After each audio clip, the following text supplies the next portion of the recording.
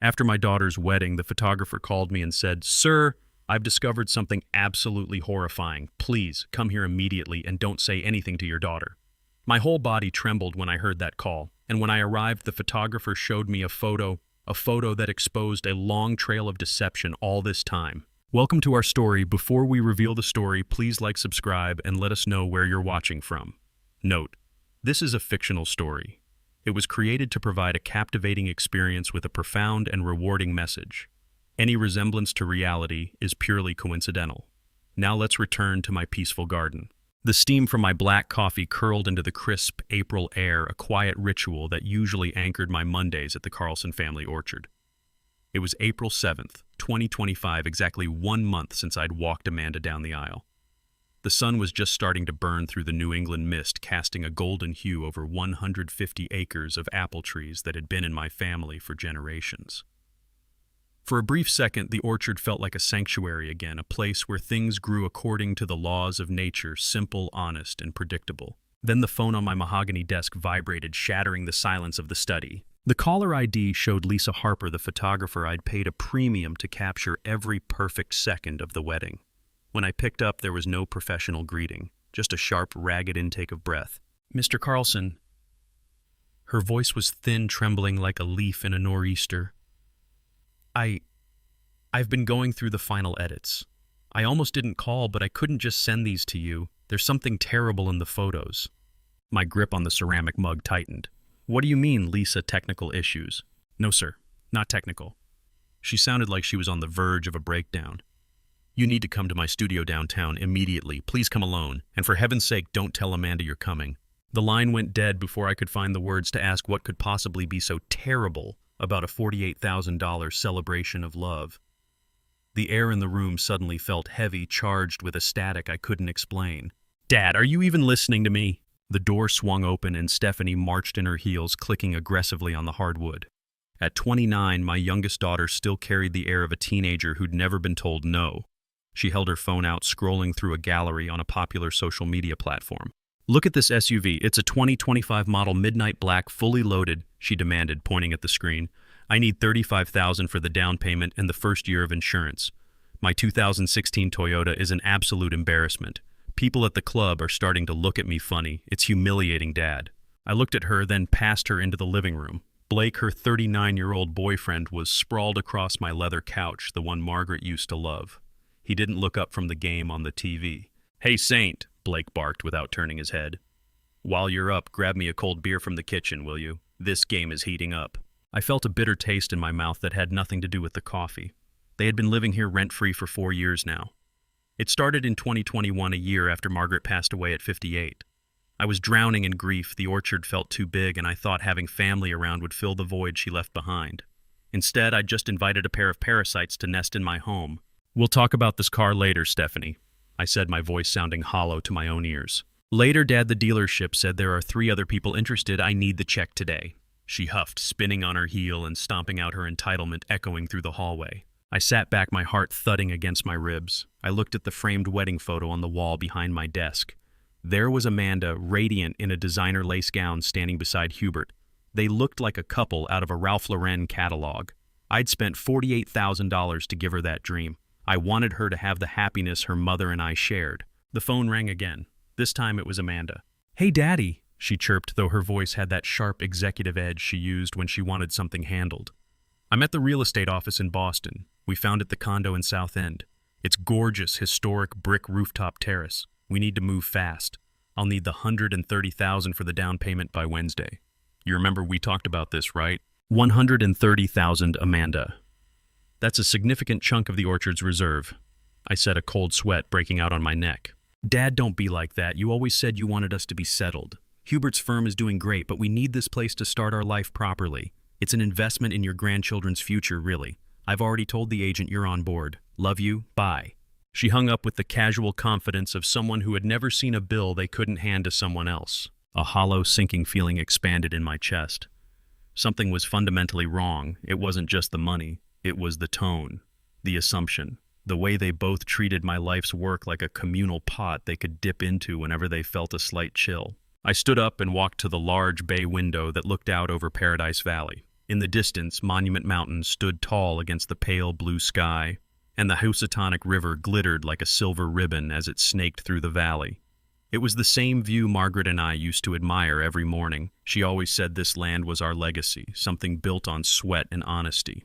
But looking at the orchard now, I didn't see a legacy. I saw a target. Lisa's trembling voice echoed in my head. There's something terrible in the photos. Tomorrow morning I would go to the studio. I would see what Lisa found.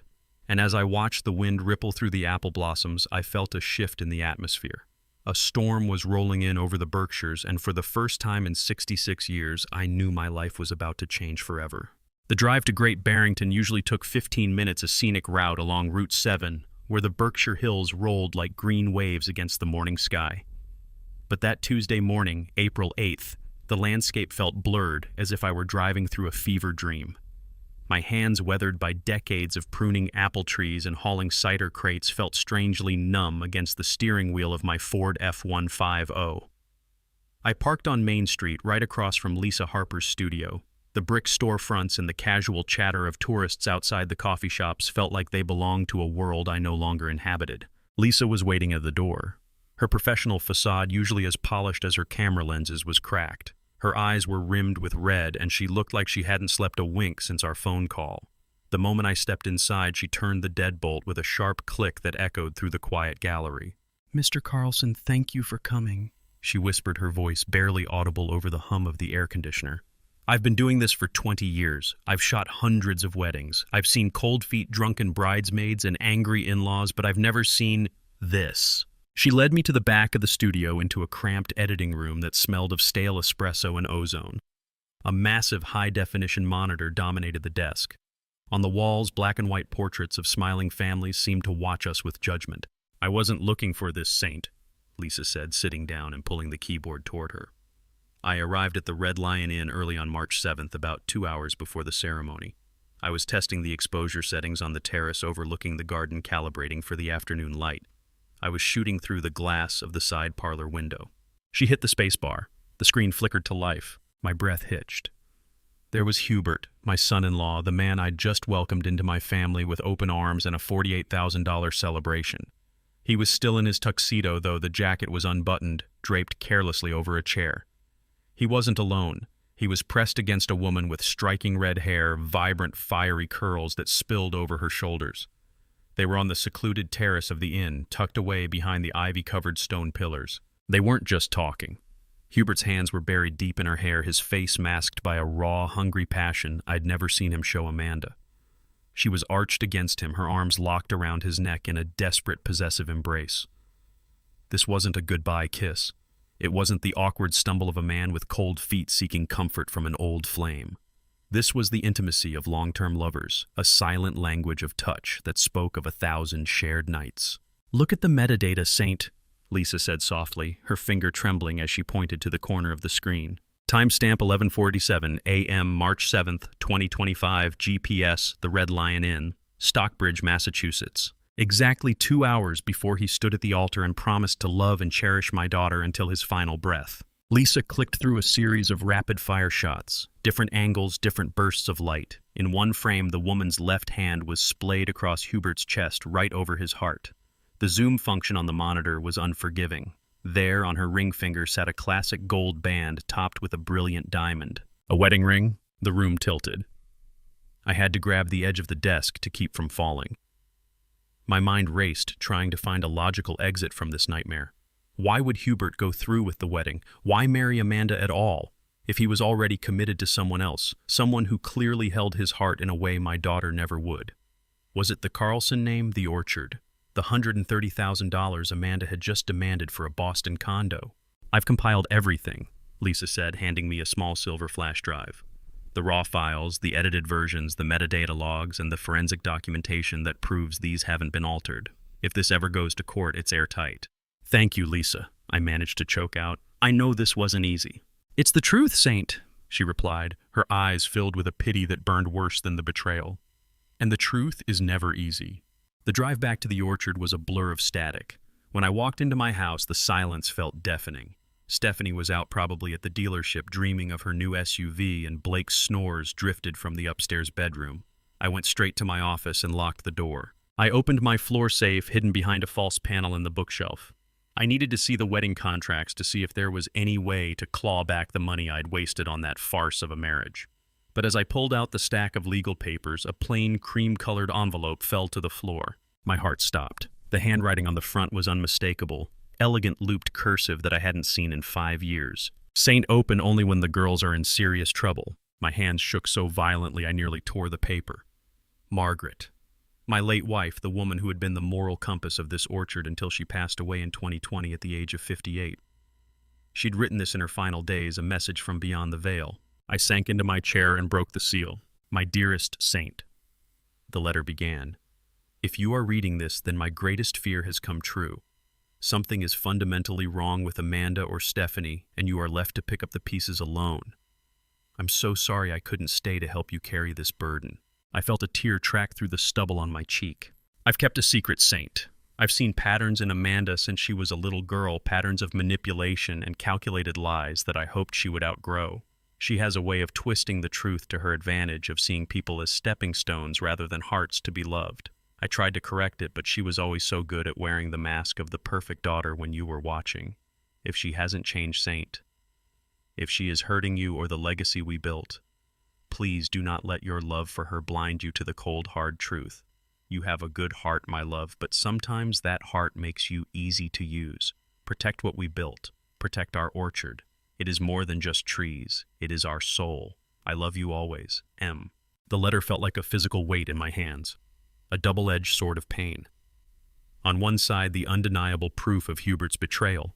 On the other, the realization that my wife had seen the rot in our daughter's heart years ago, and I had been too blinded by fatherly pride to listen. I remembered the small arguments we'd had about Amanda's behavior, the times Margaret had tried to warn me that Amanda's ambition was actually something much colder. I had dismissed her. I had called her too harsh. Now Margaret's voice was echoing from the grave, and the evidence of her wisdom was sitting right there on a silver flash drive. I looked at the gravestone photo I kept on my desk, Margaret Carlson, 1962 to 2020. 5 years she had been gone, and even in her final moments she was still trying to protect me from the storm she knew was coming. I sat there in the dim afternoon light, the flash drive and the letter lying side by side on the mahogany desk. The orchard outside was silent, the trees waiting for the spring harvest. But inside this room the harvest had already begun. The mask was off. The perfect wedding was a lie. My successful daughter was a manipulator, and Hubert was a wolf who had been welcomed into my fold. Margaret knew truths I had spent years refusing to see, but as I stared at her handwriting and the glowing light of the computer monitor, I realized I couldn't refuse them anymore. The truth wasn't just staring at me, it was demanding justice. And for the first time in 66 years, I felt a cold, sharp clarity replace the hollow ache in my chest. The Carlson family orchard wasn't going to be a target anymore. It was going to be a fortress. The sun on April 9th, 2025 felt like a spotlight on a crime scene. I couldn't stay in the orchard. The rustle of the apple leaves sounded too much like whispering conspirators. I needed the cold, hard clarity of numbers. I drove my Ford F-150 into Stockbridge parking in front of the Berkshire Bank. This was the same branch where Margaret and I had opened our first savings account with $300 and a dream in 1980. Susan Palmer, the branch manager for over 15 years, looked up with a warm smile that faltered when she saw my face. I looked like a man who hadn't slept because I hadn't. "Saint, you look like you've been through a nor'easter," she said, ushering me into her private office. "I need to verify some transactions, Susan," I said, my voice sounding like gravel. "The $20,000 wedding gift I gave Amanda. I want to know exactly where it landed." Susan's fingers moved across the keyboard with practiced efficiency. "It cleared on March 10th, Saint. Deposited into a joint high-yield savings account titled Amanda Carlson and Hubert Grant." I leaned in the air in the small office, feeling thin. "And when was that account opened, Susan? I don't recall them having joint finances before the ceremony." She squinted at the screen, her brow furrowed. "That's odd. It was opened on January 15th, 2025, nearly 3 months before the wedding." The first piece of the puzzle snapped into place with a sickening crunch. January. 2 months before the I-do's, before the $48,000 spent at the Red Lion Inn, they were already building a vault for the loot. This wasn't a marriage, it was a merger. "Has there been any activity since the wedding?" I asked. "Quite a bit." Susan noted, her professional mask slipping. "An $8,000 cash withdrawal on March 12th, and several transfers to an external account I don't recognize. It's being drained, Saint. I thanked her and walked out into the crisp spring air, my mind reeling. Premeditation. They hadn't stumbled into a mistake. They had engineered a heist. When I pulled back into the driveway of the Carlson family orchard, the world looked different. I didn't see the beauty of the 150 acres. I saw a legacy under siege. As I walked toward the side porch, a voice drifted through the open window of the guest cottage. It was Stephanie, her tone sharp and filled with a jagged, mocking energy. I froze behind the budding lilac bushes, my heart hammering against my ribs. "Dad's acting so weird lately, like he's finally starting to grow a brain," Stephanie was saying, her voice loud and entitled. I could hear the clink of a glass, likely a beer I had paid for. "But don't worry, sis, Ben and I can ride this out for another 6 months. He's such a pushover. He'll buy us that condo just to get us out of his hair, and then we're golden." Then a second voice filled the room, amplified by a speakerphone. It was Amanda. Gone was the sweet daddy's girl chirping. In its place was a cold, calculating woman I didn't recognize. "Perfect," Amanda said. "I've only got 2 more months of playing the blushing bride anyway. Once July hits, I'm filing for divorce. In Massachusetts, since that account was opened during the engagement and funded with gifts, half of everything is legally mine. $32,000 in cash and checks from the wedding guests alone. It's the easiest money I've ever made." Stephanie let out a high-pitched, ugly laugh. "And what about Hubert? Is he going to play nice?" "Hubert already signed off on the 60-40 split," Amanda replied with chilling indifference. "He gets his cut for playing the role of the devoted husband, and then he can finally go public with that red-haired girl of his. She's an idiot, by the way. She actually thinks he's conflicted. She doesn't realize she's just the after party once the check clears. Hubert's an accomplice, nothing more." "God, Dad is so clueless," Stephanie added, her voice dripping with disdain. "He's so caught up in his legacy and missing Mom that he doesn't see us picking his pockets. Just keep him distracted with the Boston condo talk. If he's busy worrying about your future, he won't notice the missing crates from the cider mill or the expenses I've been padding." The world seemed to tilt on its axis. Every sacrifice I had made for 4 years, letting Stephanie and her lazy boyfriend Blake live rent-free, paying for a fraudulent wedding, grieving Margaret while they plotted it all, came crashing down. My daughters weren't struggling. They were scavenging. They had turned my grief into an ATM and my love into a blindfold. Amanda's voice continued. "We run out the clock until July, take the cash and let him have his dirt and his trees. He loves those apples more than us anyway. Let's give him exactly what he wants, solitude." I backed away from the window, my boots heavy on the grass. I entered the main house through the mudroom, moving like a ghost. I didn't turn on the lights. I walked into my office and sat in the darkness, the only light coming from the faint glow of the moon hitting the silver flash drive on my desk. I looked at the framed photo of Margaret. For 40 years, I believed I was building something that would outlast me. I thought I was raising women of character. But as I sat there listening to the distant drone of the TV from the cottage, I realized I had been a stranger in my own home. I had been a resource to be managed, a softie to be manipulated. The entire wedding, the $48,000, the champagne, the tears I shed while walking her down the aisle, it was all a staged production. A business transaction with a 60-40 split. "Protect what we built," Margaret's letter had warned. "Protect our orchard." A cold, sharp clarity began to settle over me, replacing the hollow ache. They thought they were running out the clock. They thought I was a pushover who would cave. They had spent months planning a divorce and a theft, but they had forgotten one thing. This was still my land. The Berkshire bank account might be joint, but the Carlson family orchard was mine. They wanted a business transaction. Fine. I would give them one. But the terms were about to change. I reached out and turned over the family portrait on my desk, laying it face down. I didn't need to look at the lies anymore. I opened my ledger and began to write. Not a check, but a list.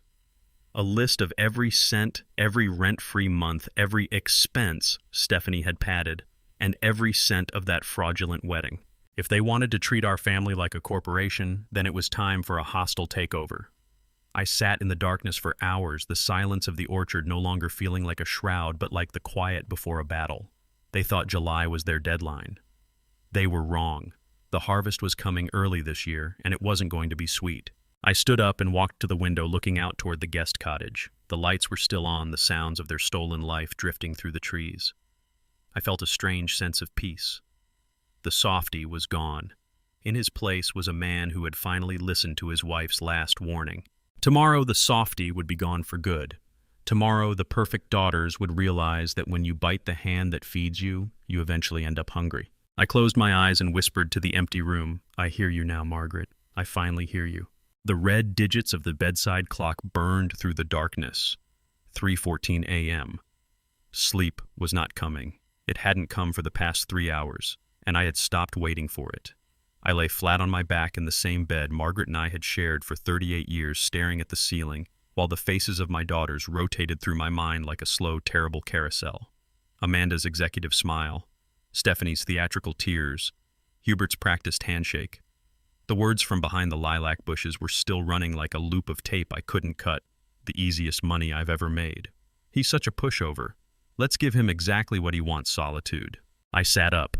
In the darkness of the bedroom, I could hear the faint sound of a television from the guest cottage, its blue light flickering against the curtains of the window that faced the yard. They were still awake, still plotting perhaps, or simply comfortable in the certainty that the old man would eventually fold. I pulled on my robe and walked to the office. I didn't turn on the overhead light. I sat at the mahogany desk in the glow of the laptop screen, the silver flash drive on one side and Margaret's letter on the other, and I typed 3 words into the search bar: asset protection attorney. Then I added Berkshire County, Massachusetts. The results came back quickly, a handful of names from Pittsfield and Springfield. Most of the websites were modest, predictable, but the 4th result stopped me cold. Sullivan Law Partners, North Street, Pittsfield. The homepage was spare and professional, carrying none of the usual glossy promises. At the top of the page, beneath the firm's name, was a single line of text in dark gray. "We don't just write wills, we build fortresses." I clicked through to the attorney's profile. David Sullivan, 53 years old, former assistant district attorney for Berkshire County.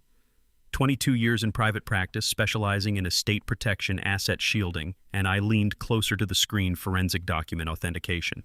I looked at the clock, 3:22 a.m. I would call the moment the office opened. I closed the laptop and sat in the dark, the letter from Margaret spread open on the desk before me. I read it again, then a 3rd time. Then I folded it carefully along its original creases and tucked it back into its cream-colored envelope. 5 years she had been gone, and she was still the sharpest mind in this house. I didn't sleep. By 6:45 a.m. I had showered, dressed, and eaten 2 slices of toast, standing at the kitchen counter watching the frost lift off the orchard through the window. I dialed Sullivan Law Partners at precisely 7 a.m. A young receptionist answered on the 3rd ring. "Mr. Sullivan is completely booked for the next 3 weeks, sir," she said, her voice polite and rehearsed. "Then I need you to listen carefully," I replied. My voice was low and deliberate, not angry, but weighted with a gravity I had never used on a stranger before. "My name is St. Carlson. I'm 66 years old. I own 150 acres of apple orchards in Stockbridge that my wife and I built from nothing over 40 years. Last night I listened through a window while my own daughters planned a divorce scheme, a theft of wedding gift funds, and the deliberate erosion of my estate. I also have a forged will that may have been filed in my name without my knowledge, and documentation of my son-in-law with another woman 2 hours before his wedding to my daughter. I don't need 3 weeks. I need today." A long pause. I could hear her breathing on the other end of the line. 9 o'clock, Mr. Carlson. Be here at North Street." The drive from Stockbridge to Pittsfield on Route 7 was 20 minutes on a good day. I made it in 17. The morning was gray, and still the Berkshire Hills scrolling past my window like a painting I no longer had the heart to admire. I parked my Ford F-150 in front of the professional brick building on North Street, gathered the flash drive, Margaret's letter, and the notes I had written by hand the night before, every overheard word committed to paper while it was still raw, and walked through the front door. David Sullivan was not what I expected. He was tall, lean, with silver temples and dark, watchful eyes that moved over me the way a surgeon's hands move over a patient, efficiently without sentiment, cataloging every detail. His suit was charcoal gray and precisely cut.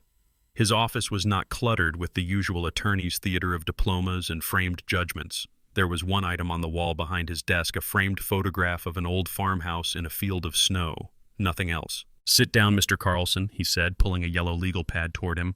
"Start from the beginning. Don't skip anything." I told him everything. I started with Lisa Harper's phone call on April 7th, described the photographs and the timestamp, 11:47 a.m., 2 hours before the altar, and the wedding ring on the red-haired woman's hand. I placed the flash drive on his desk. Then I read him Margaret's letter, not summarized, but word for word the way she had written it. I watched him stop taking notes and simply listen. When I reached the passage about Amanda's patterns of manipulation since childhood, he set his pen down entirely. Then I told him about the lilac bushes, the open cottage window, the 60-40 split, the happy wife act running through July, the cider mill expenses Stephanie was padding, the way they referred to me as a softie while counting the money they planned to extract. I handed him my handwritten notes, the date and time at the top of each page. David read through them without comment, his expression unreadable. When he finished, he turned to his keyboard. "I need to run something before we go further," he said, his tone shifting into a focused clinical register. "In Berkshire County, I have access to the digital courthouse database, updated deed transfers, probate filings, amended wills." "Go ahead," I said. The room was quiet, except for the soft percussion of his keystrokes and the distant sound of traffic on North Street. I sat with my hands folded on my knees, watching his face. He was good at keeping his expression neutral, but not good enough. After roughly 90 seconds, I saw a barely perceptible tightening around his eyes, a tension that traveled from his forehead down to the set of his jaw. "Saint," he said, his voice dropping a full register, "when did you last review or modify your will?" 5 years ago, right after Margaret passed. Standard trust structure, everything held by the bank until Amanda and Stephanie turned 35 and He turned the monitor toward me without another word. I leaned forward. The document on the screen was formatted like a legal will, bearing my full name in the header. My eyes moved through the text in fragments, at first individual phrases that my brain refused to assemble into a coherent whole. Full transfer of all estate assets. Removal of bank management and age restrictions. 100% to Amanda Carlson and Stephanie Carlson, effective immediately upon the passing or permanent incapacitation of St. Carlson. Filed February 10th, 2025, David said, watching me. 10 weeks ago, by a law firm in Boston you've never worked with. My mouth went dry. February 10th. That was during the height of the wedding planning, the venue deposits, the catering tastings, the dress fittings. Amanda had been calling me daily with updates, cheerful and grateful, daddy this and daddy that, every word a performance, while this document was being filed under my name in a courthouse 3 miles from my home. "I didn't write this," I said. The words felt inadequate, thin against the weight of what I was looking at. "I know," David replied. "Look at the bottom of the page, Saint, the signature line."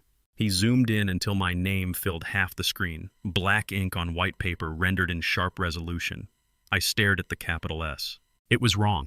I have signed my name to thousands of documents over 40 years, loan agreements, equipment leases, crop insurance, renewals, tax filings. Margaret used to tease me about the capital S, saying it looked like a scroll. I loop it twice at the top, a habit so ingrained it is as automatic as breathing.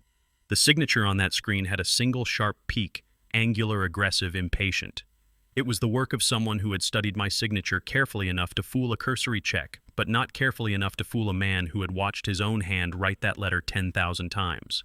"That's a forgery," I said. My voice did not shake. It surprised me. "I agree," David replied. "I have your signature on the business loan you secured through our firm 4 years ago. I pulled it up the moment this came on screen. The double loop on the S is distinctive. This is a professional forgery. Someone paid for this and paid well, but it is a forgery." I sat back in the chair and pressed my palms flat against the armrests. They weren't just waiting for July. They weren't just padding expense reports and faking sentimentality over a dinner table. They had filed a document in my name that would transfer the entire Carlson family orchard the moment I was gone, or permanently incapacitated. They had pre-signed my end. "They were planning for my disappearance," I said quietly. "Yes." David didn't soften it.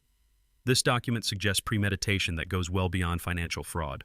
Combined with the overheard conversation and the photographic evidence, what you have is a coordinated criminal conspiracy involving at minimum 2 of your daughters, a son-in-law, and an unknown attorney in Boston. We are not dealing with a family dispute. We are dealing with criminal fraud." I spent a moment absorbing that. The apple trees outside the window of my memory, the Honeycrisp row Margaret and I planted in 1998, the Macintosh Grove near the river, the old Baldwin trees along the stone wall that had been bearing fruit since before I was born. They passed through my mind one by one like a procession. This was what they were selling. This was what they had forged my name to claim. "What do we do?" I asked. David had already flipped to a new page on his legal pad. "We build the fortress. I'm going to recommend an irrevocable trust. Every asset you own, the 150 acres, the cider mill, the equipment, every savings account and investment, we transfer it all into this trust immediately. It becomes a separate legal entity managed by a professional trustee, not by the bank, not by your daughters, not by anyone they can approach or influence." He sketched a diagram as he spoke, boxes and arrows clean and precise. You retain control during your lifetime. You set the distribution terms now. Once the assets are in, Amanda and Stephanie lose all legal expectancy. The forged will becomes worthless paper. Even if they challenge in probate court, the trust is designed to withstand that challenge. It closes the door, it welds it shut, and buries the key. And the cottage, I said, Stephanie and Blake, I want them gone. Massachusetts law classifies them as occupants at sufferance. Family members living rent-free have fewer protections than formal tenants, but we still need a proper notice. I'll draft a 30-day notice to quit served by a professional process server. If they don't vacate, the sheriff handles the rest. You will not be the one to hand them the paper. Good, I said. I don't want to look at them while I do it. It won't be inexpensive, Saint, David said, sliding an engagement letter across the desk. The forensic document work on the forged will, the trust setup, and the eviction filing. I need an $8,500 retainer to begin today. I pulled out my checkbook. I wrote the amount without hesitation, and I signed it with the real signature, the one with the looped S, the one Margaret always loved. David looked at it once and nodded, confirming what he already knew. The trust will take 2 to 3 weeks to fully vest, he said, tucking the check into the engagement folder. The eviction notices will be ready by tomorrow morning. We don't report the forged will to law enforcement yet. We protect everything first, then we let the law do what it does. I stood and shook his hand. His grip was firm and brief. Walking out of the office onto North Street, the April air hit me like cold water. I stood on the sidewalk for a moment, the Pittsfield downtown moving around me. Cars, a delivery truck, a woman walking a dog, ordinary life continuing at its ordinary pace, completely indifferent to the fact that my own children had signed a document designed to outlive me. I drove home along Route 7. The Berkshire Hills were green and quiet on both sides, the river visible in silver flashes through the tree line. As I crossed back into Stockbridge and passed the welcome sign, I didn't feel the comfort that sign used to bring. I felt the cold, focused clarity of a man who had just watched the fog lift entirely. They thought they were running out the clock on a softie. They had filed a forged will in the Berkshire courthouse and celebrated the audacity of it. They had planned for my end, but they had miscalculated one thing, the same thing predators always miscalculate when they grow comfortable. They forgot that the man they were hunting was still breathing, still fighting. And as of 9 o'clock this morning, still building a fortress they would never find a door to. The orchard came into view as I turned into the driveway. 150 acres of apple trees, their spring blossoms just beginning to release the first faint sweetness into the afternoon air. I sat in the truck for a moment with the engine off, looking at the land. Then I got out, squared my shoulders, and walked inside. There was still work to do. The mahogany office in Pittsfield felt smaller now, the air thick with the scent of old law books and the looming shadow of a shattered life. David Sullivan leaned forward, his pen poised over a fresh page of his legal pad. Saint, for the irrevocable trust to be bulletproof. I need a list of every person who has even a peripheral connection to your finances. Business partners, advisors, anyone who knows the layout of the Carlson family orchard. I took a breath, trying to steady the phantom shaking in my hands. There's Frank Richardson. I said the name, tasting like home. He's been my partner for 20 years. We co-own most of the heavy equipment, the tractors, the cider presses. We've shared profits and losses since before Stephanie was in middle school. He's the closest thing I have to a brother. I remembered Frank at the wedding reception just a month ago. He'd walked up to Hubert with a booming laugh, clapping him on the back and handing over a $10,000 check. I'd been touched by the gesture, thinking it was a generous welcome to the family gift for a young couple starting out. David scribbled the name down. Frank Richardson. I'll need to verify every financial contact he's had with your daughters or Hubert in the last 6 months. Betrayal often has a paper trail. Saint. I left the office at 2 p.m., my mind a whirlpool of what-ifs. I arrived back at the orchard by 3 p.m., the April sun casting long skeletal shadows across the budding apple trees. The house was unnervingly quiet. I entered through the kitchen, my throat dry, reaching for a glass of water. That's when I saw it. Stephanie's smartphone was lying face up on the granite counter right next to a bowl of half-eaten fruit. She must have left it when she went to the guest cottage. As I reached for the tap, the screen lit up with a sharp ping. A new text message had just arrived. My heart didn't just skip a beat. It seemed to stop entirely. The lock screen showed a preview from a contact saved as Frank R. Update, old man, still trust me completely, the message read. Your 20% cut is secured once we collect everything. Stay patient. The wedding investment is paying off. Tell Hubert to keep his head down. The water in my glass overflowed, splashing onto my boots, but I didn't move. Frank, my partner, my friend of 2 decades. The man who had sat at my Thanksgiving table and toasted to Margaret's memory. The $10,000 check wasn't generosity, it was an investment. He had literally bought a seat at the table to help my own daughters bleed me dry. I didn't think. I acted on pure cold instinct. I pulled my own phone from my pocket and snapped a clear high-resolution photo of the screen before it could go dark. My hands were steady now, the kind of steadiness that comes with absolute soul-crushing clarity. I hit send to David Sullivan immediately. 2 minutes later, my phone vibrated. A one-word reply from David, "Come, now." The drive back to Pittsfield was a blur of red and orange as the sun began its descent over the Berkshires. When I walked back into David's office, he didn't even greet me. He just took my phone, looked at the photo, and let out a long, low whistle. "This changes the math, Saint," David said, his eyes hard. "Your business partner isn't just a witness. He's a key architect in the conspiracy. A 20% cut implies a massive payout. Let's look at the numbers again. What is the total valuation of your estate?" I swallowed hard, the figures etched into my brain from years of tax filings. The orchard is 150 prime acres in Berkshire County. With the mill and the brand, it's easily $2.5 million. My personal savings, the 401k Margaret and I built, and my other investments, that's another $700,000. Total, we're looking at roughly $3.2 million. David did a quick calculation on his pad. 20% of $3.2 million is $640,000. That's Frank's motivation. He's not just helping your daughters, he's orchestrating a hostile takeover of your life's work for over $500,000. He probably promised them the liquid assets if they gave him a larger share of the land or the equipment. I sank into the chair, feeling a coldness that no fireplace could ever warm. It wasn't just the money, it was the total systematic erasure of my humanity by everyone I loved. Amanda was playing happy wife for a divorce settlement. Stephanie was padding expenses and waiting for me to cave. Hubert was an accomplice with a girlfriend on the side. And Frank was the one holding the map, guiding the wolves to the weakest part of the fence. "Who's genuine with me anymore, David?" I asked, my voice barely a whisper. 20 years of friendship. For a check. "The law is genuine, Saint," David replied, his voice surprisingly gentle. "The law doesn't care about 20 years of friendship. It cares about fiduciary duty and criminal intent. This text is the smoking gun. Frank Richardson just handed us the keys to his own destruction. By conspiring with your daughters to defraud you, he's breached every contract you have with him. We won't just evict your daughters. We're going to dismantle Frank's claim to your equipment and sue him for every cent he's diverted." I walked out of the office for the second time that day, the weight of the world settling on my shoulders. The drive home was silent. The radio remained off. As I crossed the town line back into Stockbridge, the sun was setting behind Monument Mountain, painting the sky in bruises of purple and deep crimson. The Housatonic River glittered in the twilight, looking like a cold silver blade. I pulled into my driveway and looked at the orchard. The trees were still there, oblivious to the rot that had infested the people beneath them.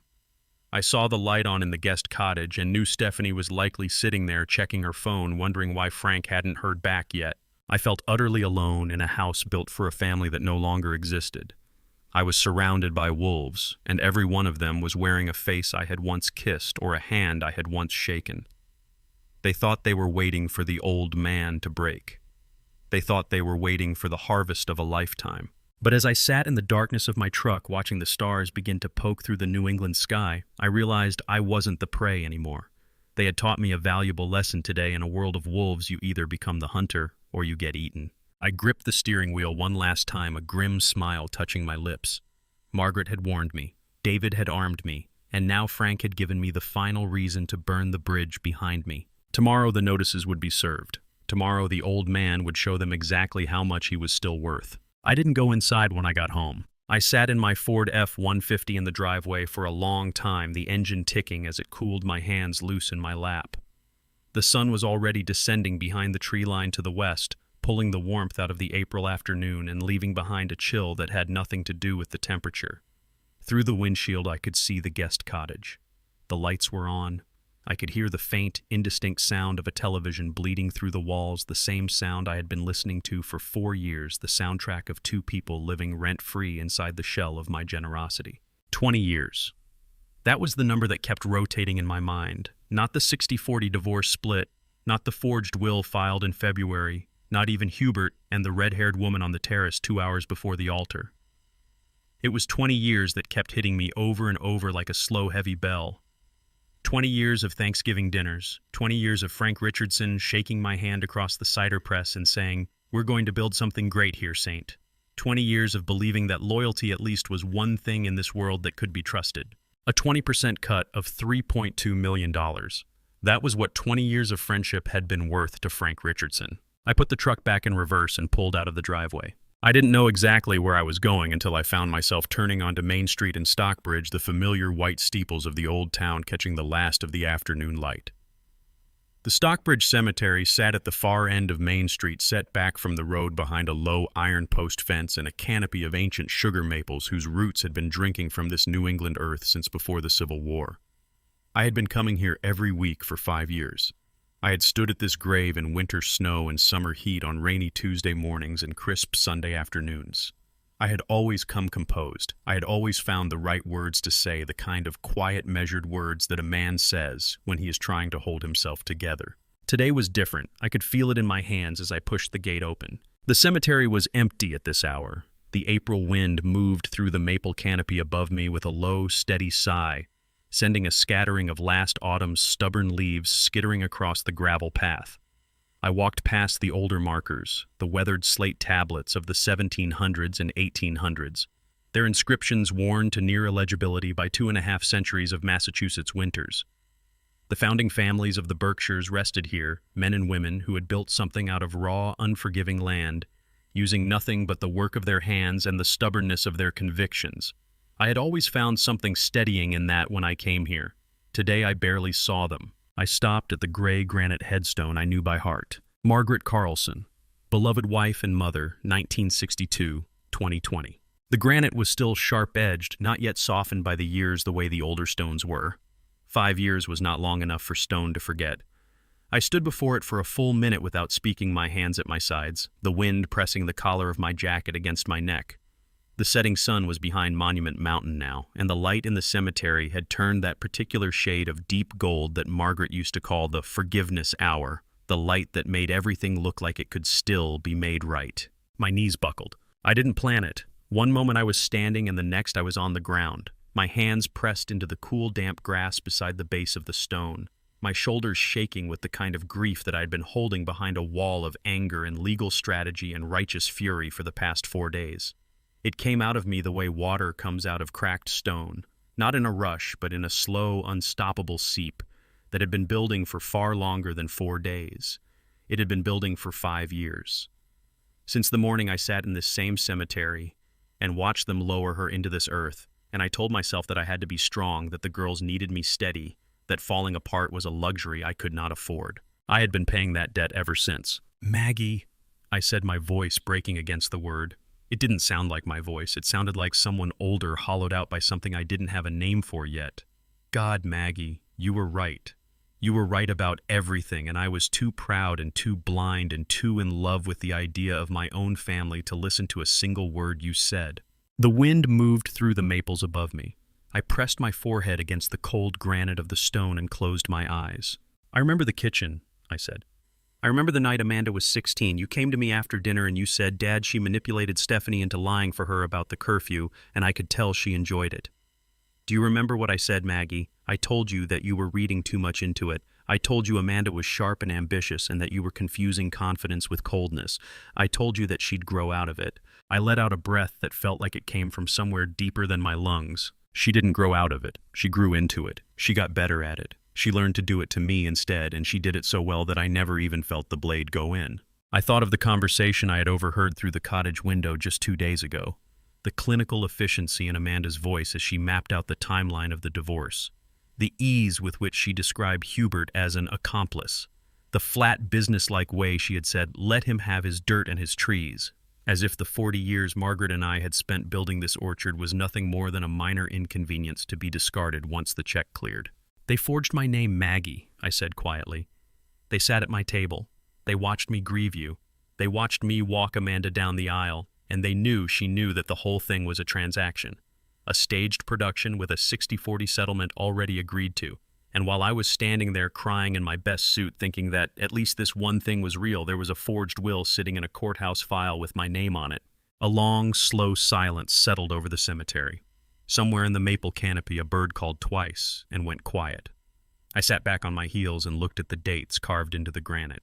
1962, 2020, 58 years. She had not gotten enough time, and the cruelest part was that she had used the time she had more wisely than any of us. She had seen the truth of her own daughter with a mother's clear, sorrowful eyes, and she had written it down in a letter and sealed it against the day when I would finally be ready to hear it. And Frank, I said the name tasting bitter, 20 years Maggie, I thought he was the one person outside this family I could trust without reservation. He shook my hand at your funeral reception. He stood right there at the cemetery gate and told me the orchard would be fine, that I didn't have to worry, that he would help me keep it going. And the whole time, or at least somewhere along the way, he made a deal with our daughters. $640,000. That's what our friendship was worth to him. That's the number he put on 20 years. I pressed my palm flat against the grass at the base of the headstone, feeling the cold soil beneath it. The earth here was solid and permanent in a way that nothing else in my life seemed to be right now. Margaret was part of this ground. Her wisdom was in it. Her patience was in it. The 40 years of quiet, unsentimental love she had given to this family and this orchard were woven into it as surely as the roots of the old apple trees. You always said the land tells the truth, I said. You said a tree can't fake what it is. You can't graft an apple onto a poison root and get good fruit. You told me that the summer we lost the North Grove to blight, remember, you were talking about the trees, but I think you were talking about Amanda. I think you were always talking about Amanda, and I wasn't ready to hear it. I wiped my eyes with the back of my hand. The grief was not gone. I didn't think it would ever be entirely gone, but something beneath it had shifted. The weeping had cleared a space in my chest, and into that space something else had moved. Not anger, not despair, something quieter and more durable than either of those. I'm not angry at them anymore, Maggie, I said, and I was surprised to find it was true. I think I was angry for the first 2 days, but sitting here right now, I don't feel angry. I feel clear, the way you feel when a fever finally breaks and you can think straight again for the first time in days. I see them the way you always saw them. I see them exactly as they are. I stood up slowly, my knees protesting the cold damp of the grass. I brushed the soil from my palms and stood straight before the stone, my shoulders squared, my breathing even. I made David Sullivan a retainer. We are building an irrevocable trust around everything we built. The orchard, the cider mill, the savings, all of it. They cannot touch it. They cannot sell it. They cannot forge my name onto another piece of paper and walk away with what we spent 40 years making. The trust is the fortress, Maggie. It's the wall I should have built years ago. The last of the sunlight was leaving the ridge of Monument Mountain, now the sky above it deepening from gold to a soft bruised purple.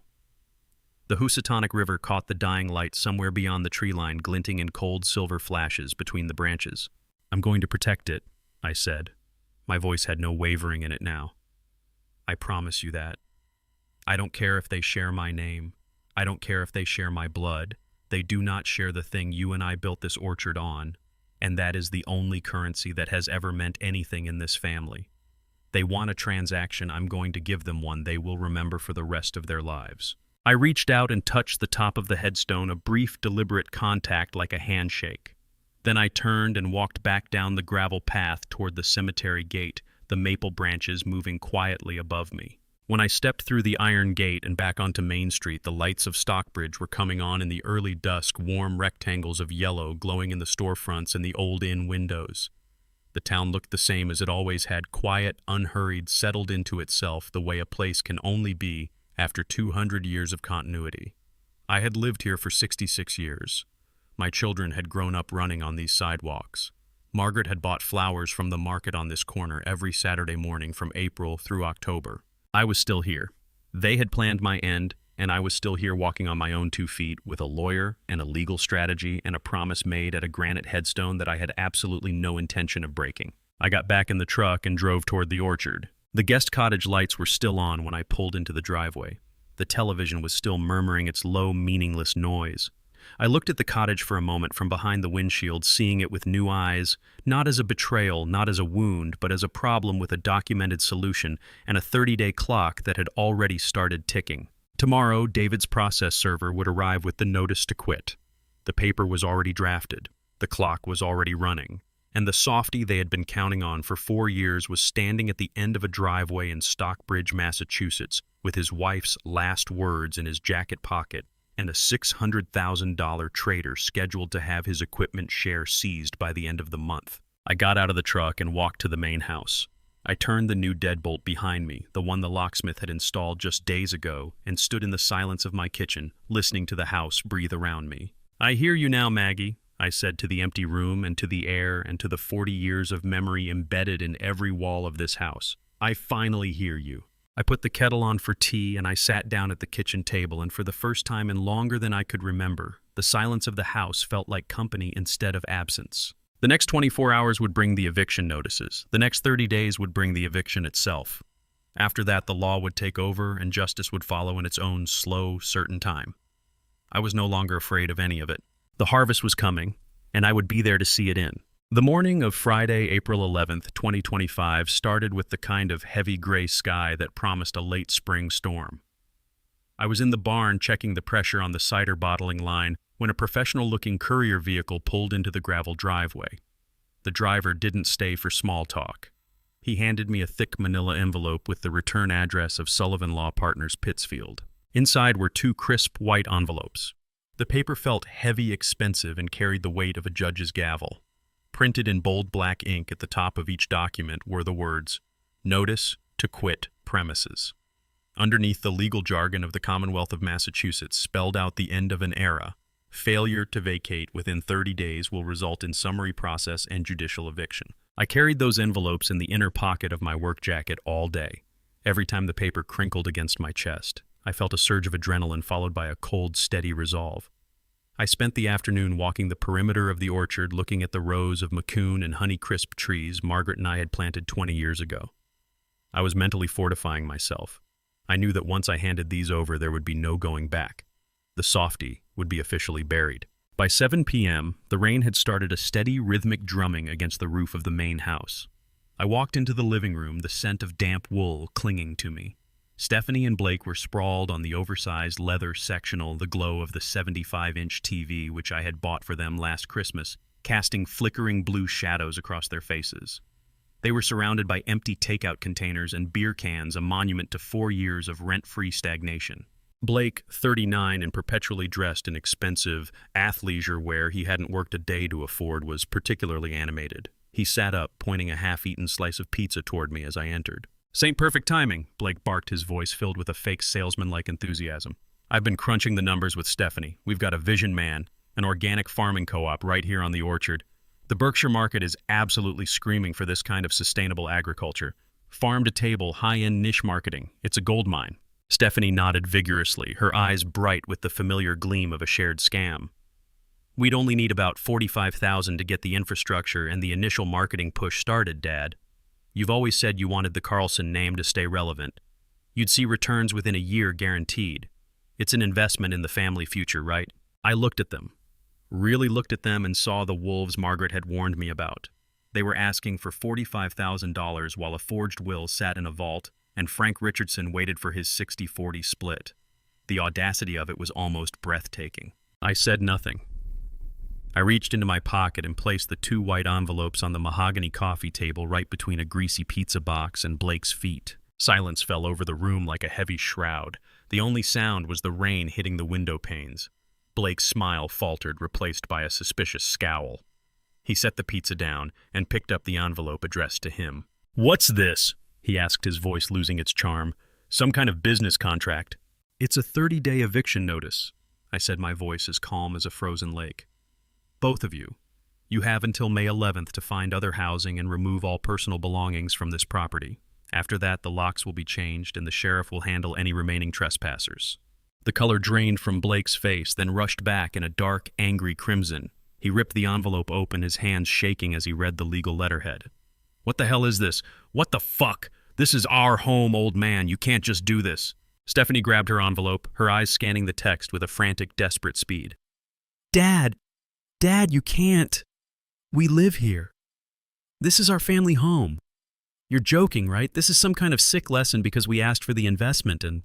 "It's not a joke, Stephanie," I replied, standing my ground as Blake surged to his feet. At 39, Blake was nearly 6 feet tall and built with the kind of gym muscle that had never known a day of hard labor. He stepped into my personal space, his posture aggressive, his chest puffed out. He smelled of cheap cologne and expensive beer. "You think you're so tough with your fancy lawyer?"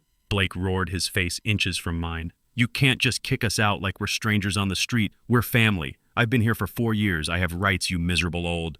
"You have the right to 30 days. I interrupted, my voice remaining low and firm. "You haven't paid a cent in rent since 2021. You haven't contributed to the maintenance of this orchard. You've treated this house like a hotel and my bank account like a fountain. The notice is legal. It's filed with the county. 30 days. Stephanie began to cry, not the calculated, manipulative whimpering she used when she wanted a new car, but a raw, jagged sob of genuine panic. "Dad, please, where are we supposed to go? Everything is so expensive. We don't have savings. You're going to throw your own daughter out in the rain. You should have thought about your savings before you planned your investments," I said, looking her directly in the eye. I saw the flash of recognition in her gaze. She knew something had changed, but she didn't know how much I truly knew. Blake stepped closer, his hand balled into a fist at his side. "You'll regret this, Saint. I'm not going anywhere. You try to get the sheriff, and I'll tell everyone in Stockbridge how you've lost your mind. I'll make sure nobody buys a single bottle of your cider again." 30 days. I repeated, my tone unchanging. "Every day you stay past the deadline is a criminal trespass charge. I'm done talking." I turned my back on them, a move that felt like the ultimate risk, and walked toward my office. "Dad, you can't do this to us," Stephanie wailed, her voice echoing off the high ceilings Margaret had painted. "This is bullshit!" Blake screamed, and I heard the sound of a heavy glass being hurled against the wall. It shattered with a sharp, crystalline explosion. I stepped into my office, closed the heavy oak door, and turned the lock. The click was the most satisfying sound I had heard in years. It was the sound of a boundary being set in stone. I sat down at my desk, my hands shaking only slightly. Outside the door, the storm had moved indoors. I could hear Blake roaring threats, the sound of furniture being shoved, and Stephanie's high-pitched wailing. Something heavy, likely a lamp, hit my office door with a dull thud. They were throwing a tantrum, the desperate, ugly reaction of parasites realizing their host had developed an immune system. I looked at the portrait of Margaret on my desk. The 30-day clock had started.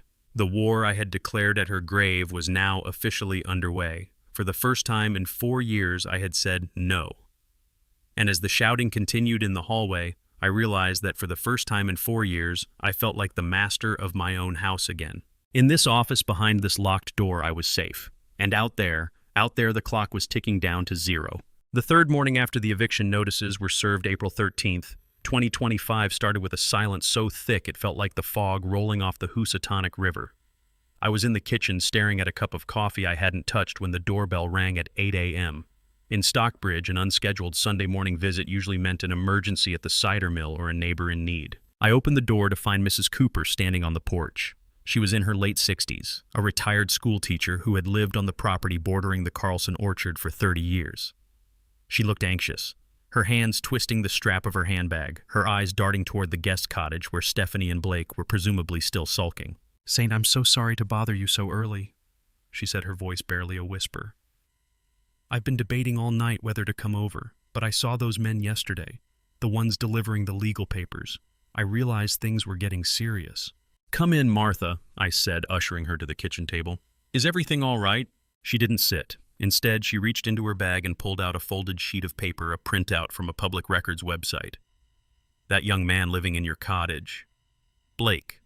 I knew I'd seen his face before, but I couldn't place it until I looked through the New Hampshire news archives from 2 years ago. She laid the paper on the table. My eyes scanned the bold headers, restraining order filed, domestic violence conviction. The document was a chilling record from Nashua, New Hampshire, dated 2023. Blake Morrison, then 37.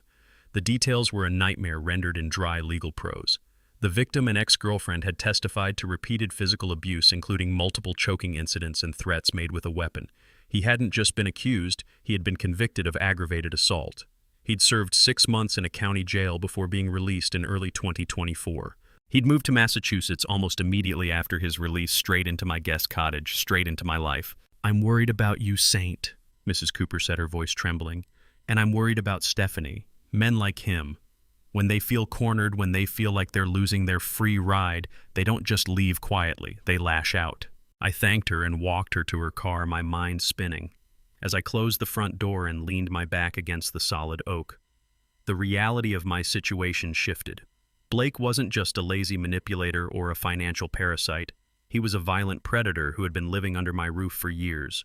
By serving that eviction notice, I hadn't just set a boundary, I had cornered a wolf. I didn't waste another second. At 10 a.m., I called a local security firm. "I need a full exterior camera system installed today," I told the dispatcher. "Yes, today. I know it's Sunday. I'll pay triple the emergency rate. I need the main house and the orchard entrance secured." Money was no object when my life was on the line. By 1 p.m., 2 technicians arrived in a van loaded with equipment. I directed them with a cold, military-like precision I hadn't felt in decades. We installed 6 high-definition cameras covering every angle: the long driveway, the front and back porches, the mudroom entrance, and most importantly, a direct view of the guest cottage door. The DVR system was set up in my office, the monitor glowing with 6 different views of my property. I could see everything now, every movement, every shadow. Next came the locksmith at 4 p.m.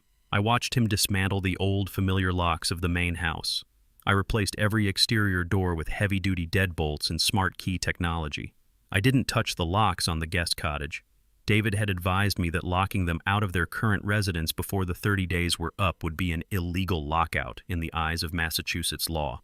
They could enter and exit their cottage, but they were officially barred from the main house. "Only one set of keys, Mr. Carlson?" the locksmith asked. "Just one," I replied. "Nobody else enters this house." I spent the rest of the afternoon in a grim sort of preparation. I bought a canister of professional-grade pepper spray, slipping it into the pocket of my work jacket. I programmed David Sullivan's private number into speed dial and made sure the 911 shortcut was active on my phone.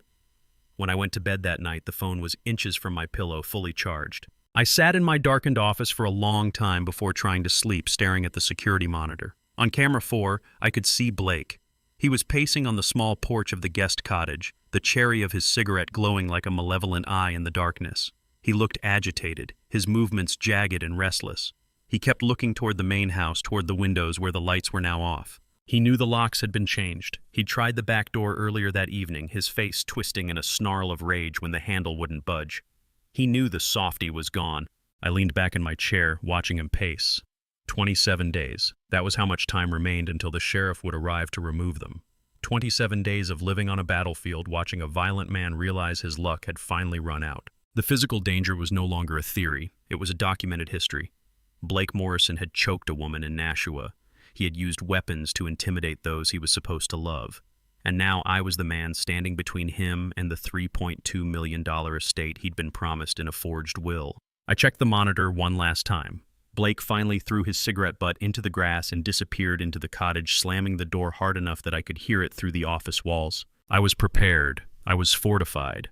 But as the clock ticked toward midnight, I knew that the next 27 days wouldn't just be a legal battle, they would be a fight for survival. The war had moved from the courtroom to my own front yard, and the most dangerous hour is always the one just before the dawn. I never thought my own flesh and blood could be this heartless. If you're standing with me against their greed type 1, now note. This is a fictional story with creative details for a meaningful experience. If you prefer to stop here, you may close the video. Otherwise, stay tuned for the darkness ahead. Day 12 of the countdown, April 25th, 2025. I had not slept past 5 o'clock in the morning since the eviction notices were served. It was a new rhythm, involuntary and exhausting, born from the particular alertness of a man who understood that the most dangerous hours were the quiet ones. I was at my desk by 5:30, the security monitor casting its blue-gray glow across the darkened office, 6 camera feeds arranged in a grid on the screen.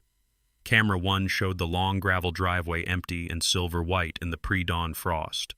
Camera 2 covered the front porch. Camera 3 swept the back of the main house and the mudroom entrance.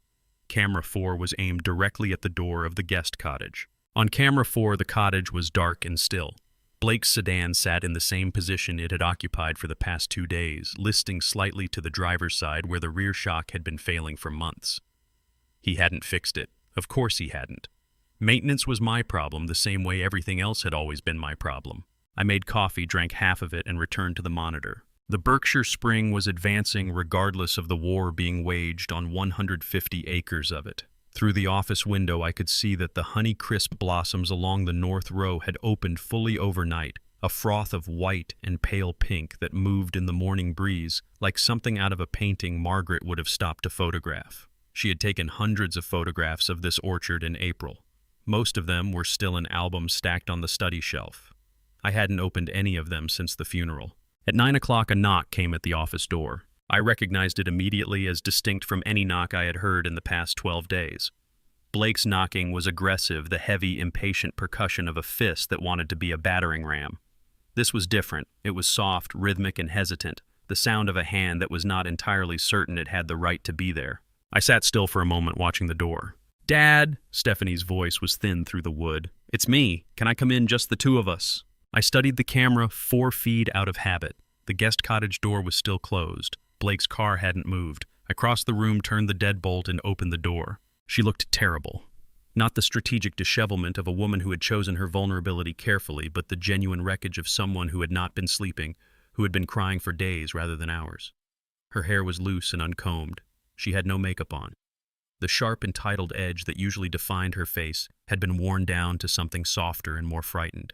She looked in that moment like the 12-year-old who used to fall asleep on the couch during thunderstorms, and who Margaret would carry to bed without waking.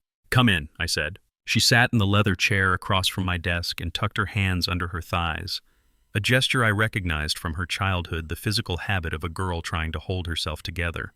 She didn't speak immediately. She looked at the carpet, and I watched a single tear fall from her jaw and disappear into the fabric of her jeans. Around us, the house was quiet. The monitor on my desk showed 6 steady feeds of a peaceful morning.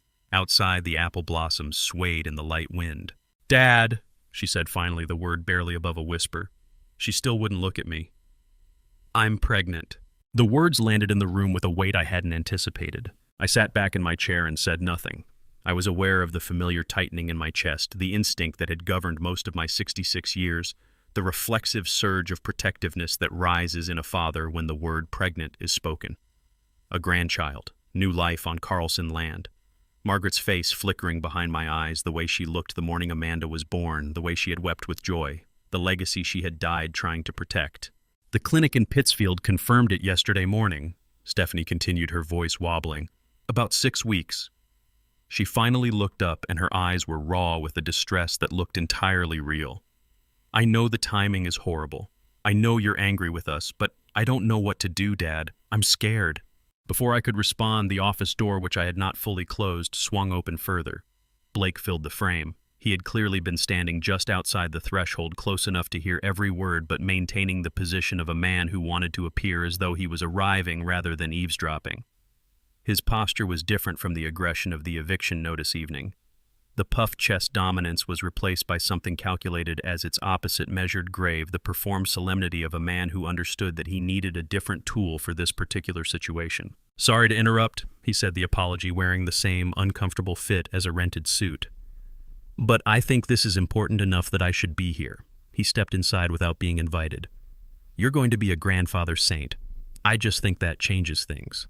He crossed his arms, looking down at Stephanie with a tenderness so precisely deployed that I could see the mechanism behind it. This was choreographed. He had been outside that door before she knocked. "Massachusetts has protections," Blake continued, his voice dropping into the register of a man being reluctantly reasonable. "Evicting a pregnant woman in her first trimester? It's not just cruel, it's potentially a legal exposure for you. The courts look at that kind of thing. Judges look at that kind of thing." He paused, letting the implication settle. "We're not asking you to forget everything. We're just asking you to pause until after the baby comes. That's all. Let us stay through the pregnancy. We'll be quiet. We'll stay out of your way, and we'll start paying rent. $500 a month starting this week. Just let us keep a roof over the baby's head." Stephanie looked at me with that hollow, fearful expression, her hand moving instinctively to rest against her abdomen, slowly, almost imperceptibly, as though she had just thought of it. I looked at her hand. I looked at her face. I looked at Blake standing in the doorway with his arms crossed and his expression calibrated to land exactly between concern and accusation. The moral weight of the moment was real. I won't pretend it wasn't. There was a version of me, the softy, the man they had counted on for 4 years, who would have felt the floor dissolve beneath him in that instant. Who would have reached for the phone to call David and say, "Postpone everything, my daughter is having a baby." That man would have been used one final catastrophic time. But I was not that man anymore. I had been rebuilt at a granite headstone in the Stockbridge Cemetery. I had been rebuilt in David Sullivan's office with a forged will on the screen. I had been rebuilt in the trash records of a courthouse in Nashua, New Hampshire. And I had learned in 12 days of watching this cottage through a security monitor that the distance between what Blake Morrison said and what was true was never a matter of degrees. It was a matter of strategy. If this is true, I said, my voice reaching for the steady register I had been practicing without knowing it, then I am going to need medical documentation, a signed letter from the attending physician and the laboratory results from the clinic. Blake's face changed. The measured gravity evaporated as cleanly as morning fog.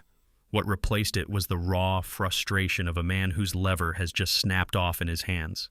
"Are you kidding me?" he said, his voice climbing. "That is private medical information. There are federal privacy laws about this saint. HIPAA. You don't get to demand her medical records just because you've decided to play hardball. Her word should be enough. She is your daughter." "My word was enough when I signed $48,000 for a wedding," I replied. "My word was enough when I funded 4 years of rent-free living. In this house, documentation is the only currency I have left. Without it, the eviction stands. You have 18 days. Blake's jaw tightened until I could see the cords along his neck. Stephanie burst into tears, sharp, jagged sobs that had the particular texture of genuine distress layered over genuine fury. She stood from the chair and walked past me without another word, out the office door and down the hallway. Blake held his position in the doorway for 3 more seconds.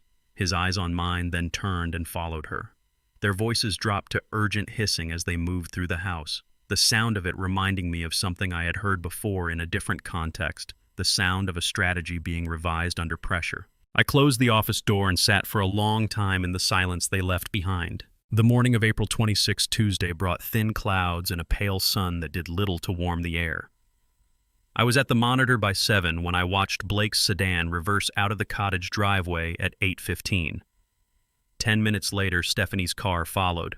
They were heading into town, legal aid perhaps, or a consultation with whatever advisor was willing to listen to their claims, or simply the grocery store, which would have told me nothing except that the cottage was empty. I waited 20 minutes. Then I put on a pair of work gloves. The Berkshire County waste collection ran on Tuesdays. The guest cottage trash bin had already been rolled to the end of the cottage's short driveway, ready for pickup. I walked across the yard in the sharp morning air, my boots leaving dark prints in the dew-wet grass. The orchard was quiet around me, the blossoms on the north row filling the air with a faint sweetness that felt almost inappropriate given the nature of what I was doing. I lifted the lid of the trash bin. The contents were predictable takeout containers, empty bottles, the refuse of people who had been living without consequence for too long. Near the top, however, set apart from the general debris as if someone had placed it there in a hurry rather than buried it deliberately, was a small cardboard box. Blue and white, the size of a deck of playing cards. Clear blue rapid detection. I picked it up. The box had been torn open at one end, the flap bent back at a sharp angle. I turned it over in my gloved hands and read the instructions printed on the back panel. 2 lines in the result window indicate a positive result. 1 line in the control window indicates a negative result. I set the box on the rim of the bin and reached back inside my fingers, locating the foil wrapper beneath a fast food napkin. Inside the wrapper was the test stick itself. I held it up in the pale morning light. There was 1 line. Bold, dark, unmistakable. A single blue line in the control window, crisp as a brushstroke. Beside it, where a second line should have appeared if the result were positive, there was nothing but clean white plastic. Not even the faint shadow of an evaporated line. Nothing. Negative. I looked at the date stamp on the foil wrapper. April 24th, 2025. Yesterday. The morning before, she had sat across from me in the leather chair with her hands tucked under her thighs and her eyes full of carefully assembled fear, telling me that the Pittsfield clinic had confirmed her pregnancy. She had taken this test. She had held it up in the same morning light I was holding it in now. She had seen this single line, the one that meant she was not carrying a child, and then she had wrapped it in foil, dropped it in the trash, walked across the yard, and knocked on my office door. Not a mistake. Not a misreading. Not the desperate, panicked lie of a woman in genuine distress who had grabbed at the first thing she could think of. This was planned. The test was taken first, the result was confirmed, and then the performance was constructed around the result regardless of what it showed. She had intended to lie about it before she even knocked on the door. I photographed everything. I photographed the box with the torn flap and the instructions visible on the back panel. I photographed the foil wrapper with the date stamp centered in the frame. I photographed the test stick from 2 angles, the single line in the control window sharp and unambiguous in the morning light. I put everything back exactly as I had found it, the stick in the wrapper beneath the napkin, the box near the top. I replaced the bin lid and walked back across the dew-wet grass to the main house. I was inside and at my desk before I felt my hands begin to shake. Not from grief, not from anger, from the cold, clinical recognition of a depth of manipulation I had not fully accounted for even after everything I had already seen. They had taken a premeditated lie and dressed it in the language of motherhood and grandchildren and family and the future. They had tried to weaponize the most sacred thing I could have imagined, new life on Margaret's land, as a tool to extend their occupation by another 8 months. I sent the photographs to David Sullivan. 3 images, no caption beyond the date and the location. His reply came in less than 4 minutes. I had a feeling. For the record, saint pregnancy does not halt a legal eviction under Massachusetts law. In these circumstances, it only complicates the public optics. But what you've sent me is something far more significant than a failed tactic. This is documented malicious fraud. She confirmed her own negative result before making the claim. That is premeditated. Keep every photograph. Keep the bin in the same location until after collection so there's no accusation of tampering. Do not confront them about this. Let them continue to believe it worked. Every lie they tell from this point forward is another brick in the case we are building. I read his message twice, then set the phone face down on the desk. I looked at the security monitor. On camera 4, the guest cottage was still empty, the curtains drawn against the mid-morning light. On camera 1, the long gravel driveway stretched toward Route 7, quiet and undisturbed. The apple trees along the north row moved in the light wind, their blossoms holding steady despite everything. 18 days remained on the notice. 18 mornings of watching this monitor. 18 evenings of listening to the sounds of the cottage through the walls of a house I had finally reclaimed as my own. David was right. There was nothing to be gained from confrontation. Let them believe the lie had landed. Let them recalibrate their strategy around an outcome that was never coming. I turned to the clean legal pad on my desk and wrote the date at the top of a fresh page. I wrote 3 lines beneath it, precise and factual, the way Margaret had taught me to keep the orchard ledger. Evidence, not emotion. Record, not reaction. Then I closed the pad and sat for a moment listening to the house breathe around me. Somewhere out on Route 7, a car passed in the direction of Pittsfield, its engine fading into the distance. Maybe it was Blake's sedan. Maybe it was Stephanie sitting in the passenger seat and running through the next iteration of the plan, the next tool in the box, the next lever to be pulled. It did not matter. Each tool they reached for was a broken one. Each lever they pulled was connected to nothing. The fortress was already built. The trust was already sealed. They were performing for an audience that had left the building. I picked up my coffee mug, found it cold, and went to the kitchen to heat it up. Through the window, the Berkshire Hills rolled south toward Connecticut, under a sky that was beginning to clear, the thin clouds breaking apart to let through a pale, watery April sun. The orchard was quiet and steady and wholly, irreversibly mine. 18 days. Let them run. Day 14. April 27th, 2025. Wednesday afternoon. The countdown to the eviction was at the halfway mark, and the tension in the Carlson family orchard had reached a frequency that made the very air hum with dread. I was in the cider mill checking the inventory when my phone vibrated. It was Amanda. Her voice wasn't the cold, litigious tone from our last encounter. It was cheerful, almost melodic, the voice she used when she was about to close a high-stakes deal. Dad Hubert and I want to cook dinner for you tonight. The whole family needs to just sit down and talk. No lawyers, no notices, just us. It wasn't an invitation. It was a demand wrapped in silk. Before I could utter a single word of refusal, she added, "We'll be there at 6. See you then," and hung up. At 6 p.m. sharp, Amanda and Hubert's BMW pulled into the gravel driveway. They climbed out with their arms full of expensive grocery bags and several bottles of high-end wine. Hubert gave me a practiced son-in-law smile as he entered the kitchen. "Evening, Saint. Hope you don't mind us taking over your kitchen for a bit. We wanted to treat you." They moved with a coordinated efficiency that was chilling to watch. They prepared an elaborate meal, rosemary-infused chicken, balsamic roasted vegetables, and fresh sourdough bread. The scent filled the house, a smell that usually meant comfort, but tonight felt like the bait in a trap. Stephanie came down from the guest cottage looking remarkably well-rested. Her makeup was perfect, and there wasn't a hint of the morning sickness she had wept about just days ago. Blake followed her wearing a clean button-down shirt and acting surprisingly polite.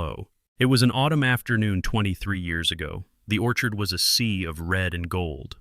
I was teaching a 6-year-old Amanda how to pick the low-hanging fruit. "Twist gently, sweetheart," I had told her, guiding her small hand. "The tree gives them up when they're ready." Little Amanda had looked up at me with a gap-toothed smile and freckles, her eyes bright with a pure, uncomplicated trust. She had reached out with a tiny, sticky hand and squeezed mine. "I'll take care of you when you're old, Daddy," she had whispered. "I'll pick all the apples for you so you don't have to climb the ladder." I snapped back to this present. The woman across from me was wearing a designer blazer and a calculated smile. The hand on mine wasn't the hand of that innocent child. It was the hand that had signed a forged will. It was the hand that was currently trying to price out my life's work like a piece of scrap metal. That little girl was gone. She had been replaced by a stranger who viewed her father as a hurdle to a Boston mortgage. I stood up slowly, pulling my hand away from hers. The movement was so deliberate the table fell into an immediate stunned silence. "Dad," Amanda asked, her brow furrowing. "Are you okay? What's wrong?" I didn't answer her. I didn't look at Hubert's fake concern or Stephanie's wide-eyed act. I didn't even acknowledge Blake. I walked out of the dining room and straight toward my office. "Dad, we're just trying to help you," Amanda shouted after me, her voice losing its melodic quality and sharpening into frustration. I entered the office, closed the heavy door, and turned the lock. The click felt like a final sentence. I sat down at my desk, my hands shaking with a mixture of rage and profound sorrow. Through the walls I could hear the urgent, whispered arguments. Amanda sounded upset. Hubert was trying to calm her down, and I heard Blake mutter a string of curses. They weren't taking care of anything. They were fighting over the carcass of a plan that had just failed. I pulled out my phone and dialed David Sullivan. He answered on the second ring. "They're here, David," I said, my voice sounding like gravel. "They're trying to manipulate me into selling the farm. I need that irrevocable trust finalized immediately. I want every asset locked down before the sun comes up." "I can have the final documents ready for signature by tomorrow morning," St. David said.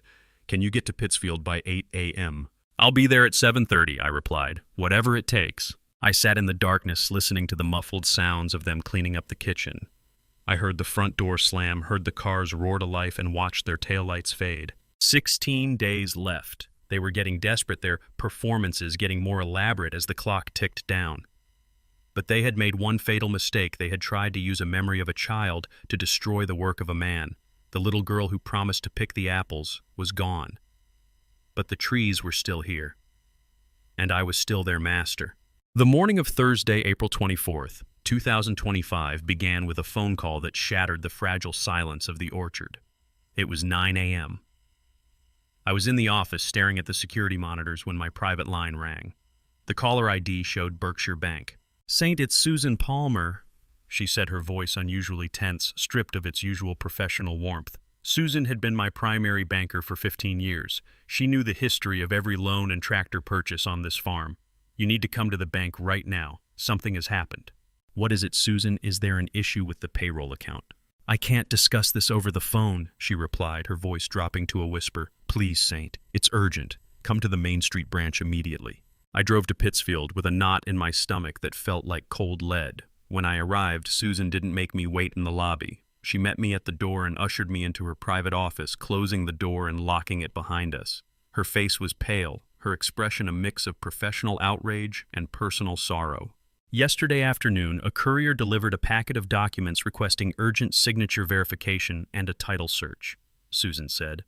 She slid a stack of legal papers across the polished mahogany desk. "It's a property deed transfer for the Carlson family orchard, all 150 acres on Route 7. My heart pounded against my ribs as I read the document. My eyes blurred as they hit the key phrases "full transfer of ownership from St. Carlson to Amanda Carlson Grant."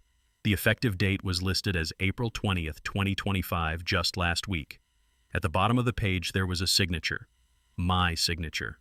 "That's not my signature," I said, my voice sounding thin and hollow. Susan nodded grimly. "I know. I've processed your signatures for 15 years, Saint. I've seen them on farm loans, equipment leases, and crop insurance. This is a very close, professionally executed forgery, but they missed one thing. The capital S in your name, you always loop it twice a habit from your school days. This forgery only loops it once. To an automated system, it might pass. To me, it looked wrong the moment I saw it." "Who submitted this?" I asked, the blood draining from my face as the full scale of the betrayal sank in. "A law firm in Boston, a name I don't recognize. But the receiving party listed for the new title is Amanda, and her personal email address is attached for the digital confirmation. They weren't just trying to convince me to sell anymore. They weren't just waiting for me to cave. This was actual cold-blooded theft. They had planned to forge my signature, transfer the deed behind my back, and likely sell the property to a developer before I even realized I no longer owned my own land. They were trying to make me homeless. "Susan, I need copies of everything," I said, my hands finally beginning to shake.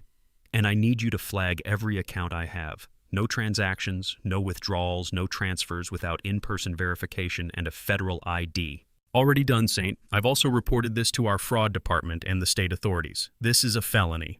I didn't go home. I drove straight to David Sullivan's office, bursting through the door without an appointment. David looked up from his desk, surprised by my sudden appearance, but his expression hardened as I threw the forged deed onto his blotter. "They tried to steal my farm, David. Direct theft." David examined the documents with a magnifying glass, his face darkening with every line he read. "This is felony fraud, Saint. Grand larceny. In the state of Massachusetts, forging a deed for a property worth $2.5 million carries significant prison time. This isn't just a family dispute anymore. This is a criminal conspiracy." "Do we report them to the police now?" I asked. "Right this second." "Yes," David said, his voice cold. "But first, we secure every square inch of what you own. We're holding an emergency meeting, now."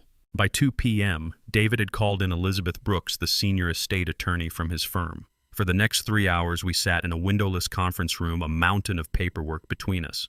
I was there to sign the accelerated irrevocable trust documents. We transferred every single asset I possessed: the 150 acres of land, the orchard equipment, the cider mill, the brand name, the savings accounts Margaret and I had built, and the entire investment portfolio. Everything was moved under the management of the trust. I signed until my hand cramped a total of 47 signatures. Elizabeth looked at me as I put the pen down for the last time.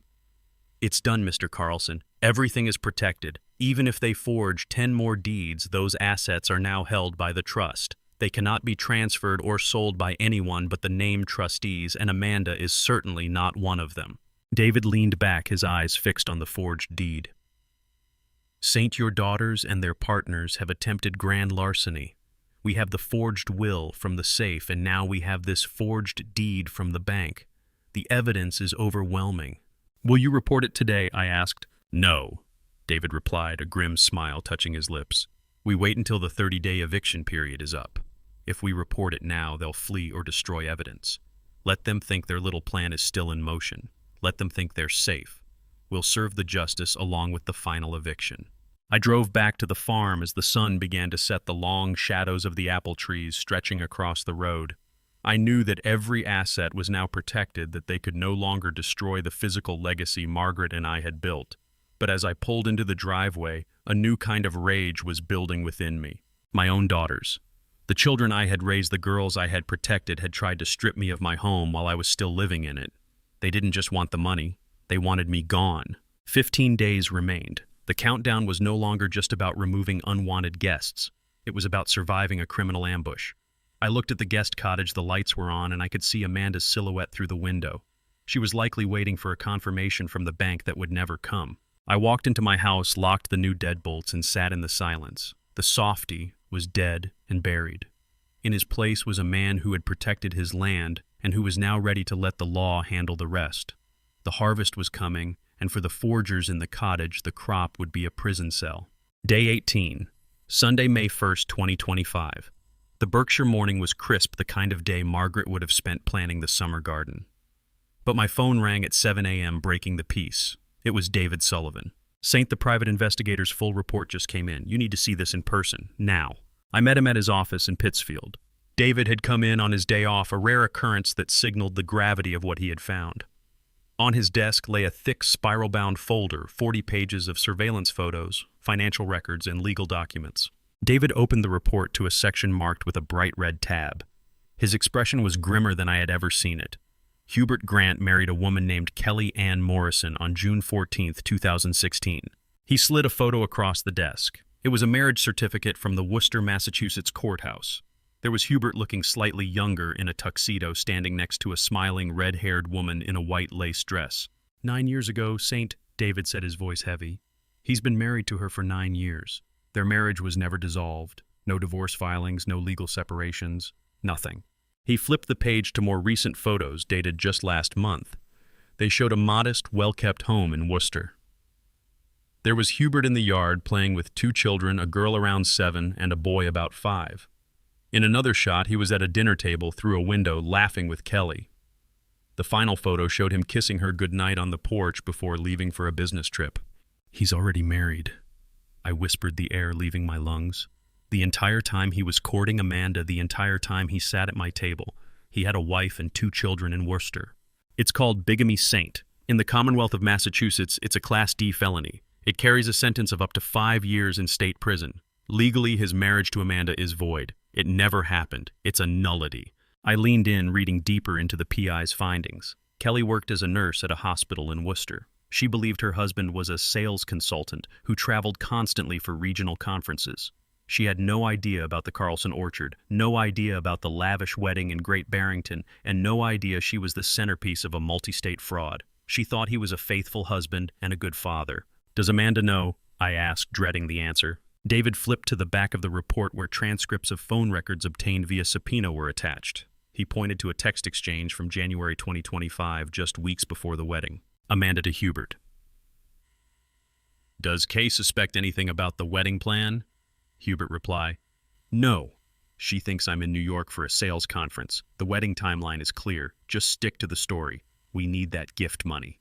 Nausea hit me cold and sharp. My daughter wasn't just a victim of a con man. She wasn't just greedy. She was a criminal. She had knowingly entered into a fraudulent marriage with an already married man, participating in a felony just to collect $32,000 in wedding gifts and cement her place in a forged will. I sat there staring at the photos of the children in Worcester.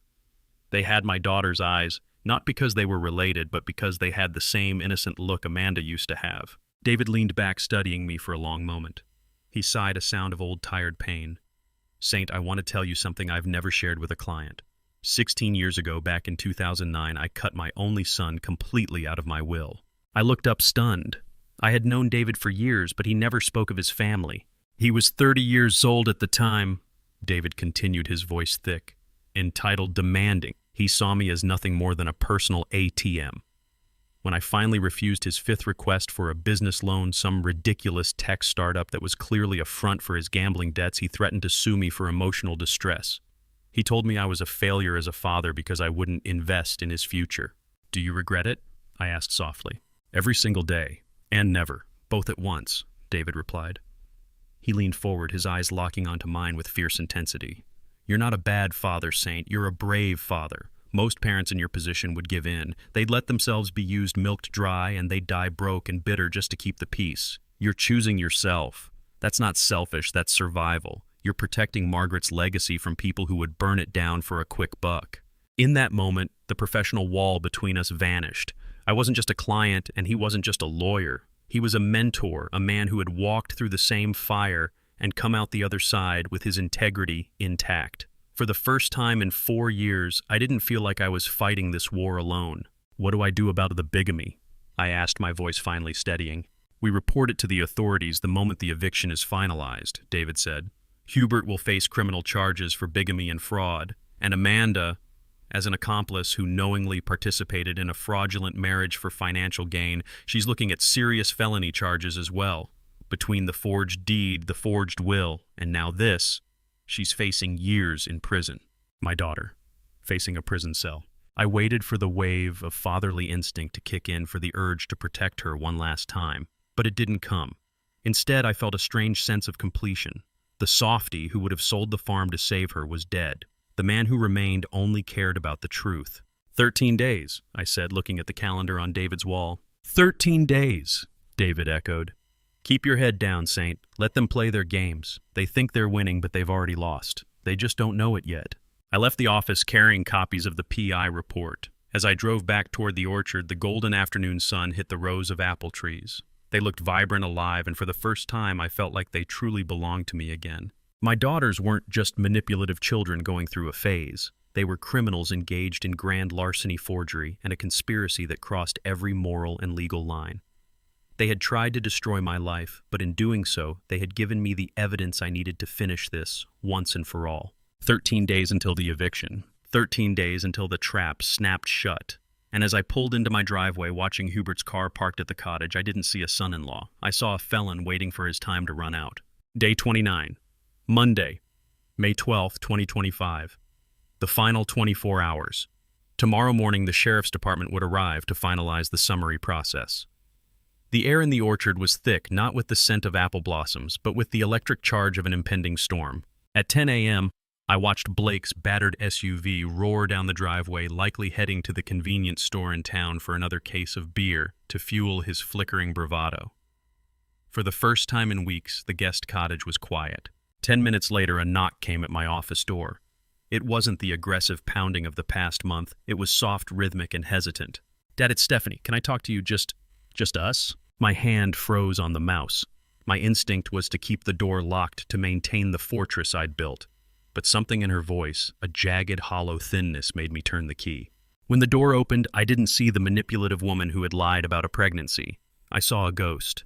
Stephanie stood there with no makeup, her hair a messy tangle, her eyes genuinely red and puffy. She looked exhausted, as if the weight of her own choices had finally become a physical burden.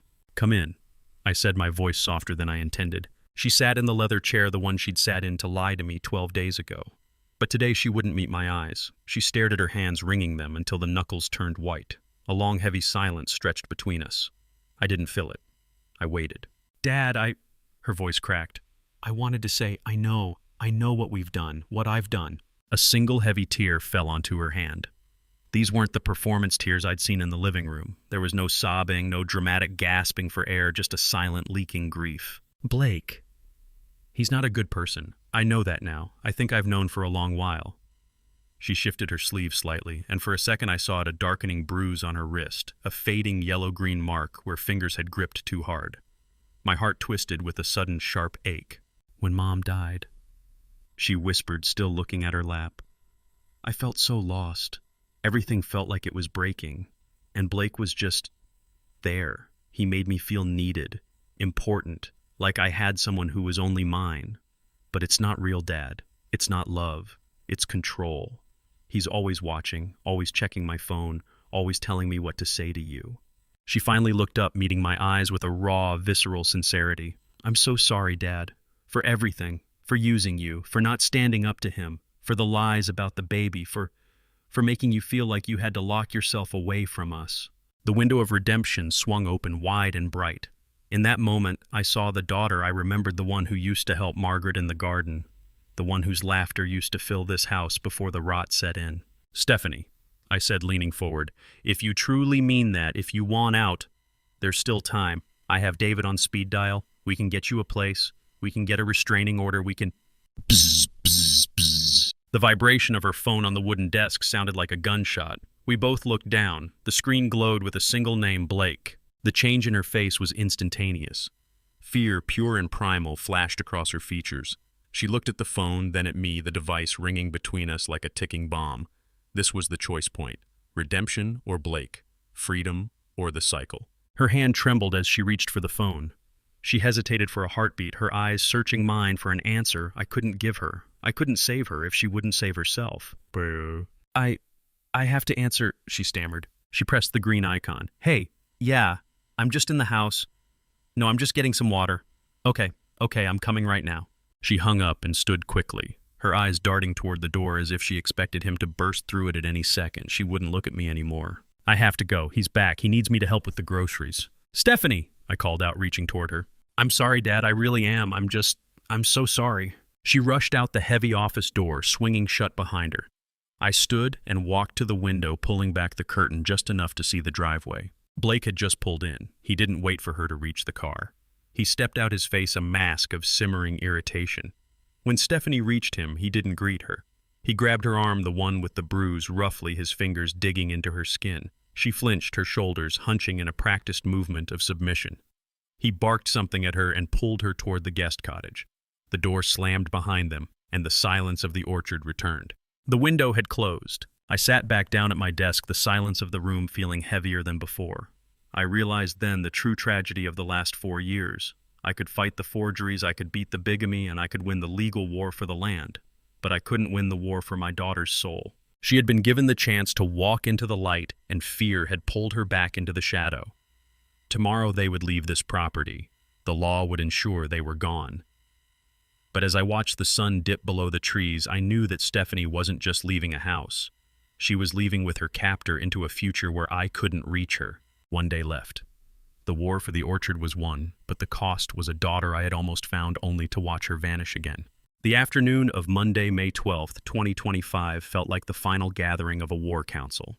At 2 p.m., I sat in the wood-paneled conference room of Sullivan Law Partners. David Sullivan was there, along with Elizabeth Brooks, the senior estate attorney who had spent the last week weaving a bulletproof legal shroud around my life's work. Spread across the table were the final documents of the Carlson family irrevocable trust. These weren't just papers, they were the fortress walls. These are the last signatures, Saint, Elizabeth said. Once notarized, everything you own is protected. It is no longer legally yours to lose, and therefore it is no longer theirs to take. I reviewed the distribution one last time. Under Massachusetts law, completely disinheriting children can invite challenges, so we played it strategically. Amanda and Stephanie were each allocated $50,000, roughly 3% of the estate. It was enough to satisfy legal scrutiny, but a pittance compared to the millions they tried to steal. The bulk of the estate was a tribute to Margaret. The land was placed into a perpetual agricultural preservation trust.